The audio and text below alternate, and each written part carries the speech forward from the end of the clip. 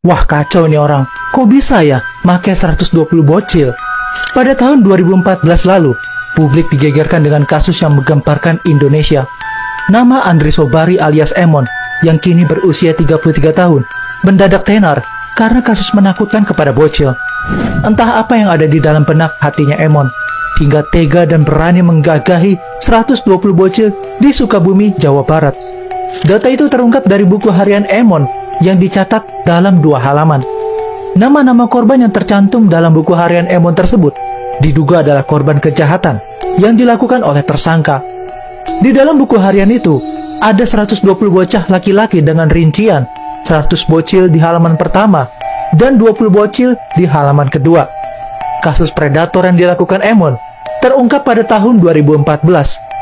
Diketahui, Emon melakukan aksi gak terpujinya di permandian air panas terbengkalai di Jalan Pramuka, Kelurahan Gedung Panjang, Kecamatan Citamiang, Sukabumi. Pada saat kejadian itu terjadi, dia berusia 15 tahun dan lahir di Sukabumi pada tahun 1990. Emon merupakan warga kampung Lio Santa, Desa Sudajaya Hilir, Kecamatan Boros, Kota Sukabumi. Pertumbuhan Emon bisa dibilang gak normal semenjak mengalami kecelakaan.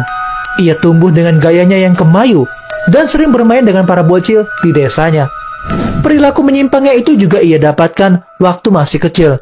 Ia dilecehkan oleh kawannya di permandian air panas. Emon mengakui saat itu rasanya sakit dan trauma. Namun setelah itu ketagihan. Pengalaman inilah yang membuat Emon marah dan melampiaskannya dengan melakukan aksi gak terpujinya itu terhadap apa yang pernah dialaminya. Selain itu, Emon mengaku mendapatkan bisikan gaib dari seorang kakek bernama Eyang Ali. Dalam bisikannya, Emon diminta menggagahi 200 bocil untuk mewujudkan keinginannya. Dari sinilah Emon memulai aksinya dengan para bocil di Baros dan di Citamiang, Sukabumi. Modusnya biasanya Emon mengiming-imingi akan diberikan uang sebesar Rp25.000 hingga Rp50.000 sebagai syarat mau dikerayangi. Dari banyaknya korban Emon, ada 3 orang yang mengalami luka di bagian lubang BAB-nya.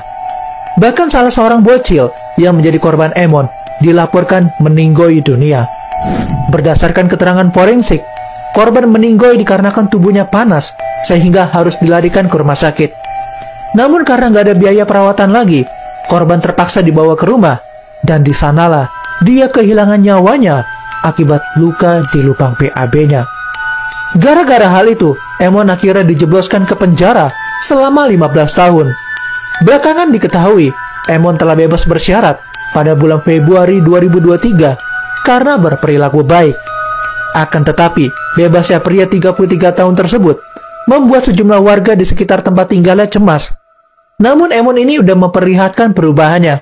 Emon udah bisa bersosialisasi dengan warga dan sholat berjamaah, bahkan azan di masjid. Warga lainnya mengatakan mendukung Emon kembali ke masyarakat, sebab menurutnya setiap manusia punya kesempatan kedua. Beruntungnya pemerintah daerah berhasil memediasi warga yang menolak. Akhirnya, warga pun menyatakan menerima Emon pulang. Dan untuk mencegah kejadian itu terulang kembali, Ketua RT setempat menghimbau para warganya meningkatkan kewaspadaan terhadap anak-anak. Dan ada beberapa faktor yang dapat membatalkan syarat dan ketentuan pembebasan bersyarat bagi mantan narapidana. Biasanya kalau dia udah meresahkan masyarakat atau melakukan pelanggaran hukuman lagi dan gak melaksanakan wajib lapor sesuai ketentuan, maka dia bisa dicabut pembebasan bersyaratnya. Nah, buat kalian yang warga Sukabumi yang tahu, coba deh komentar di bawah.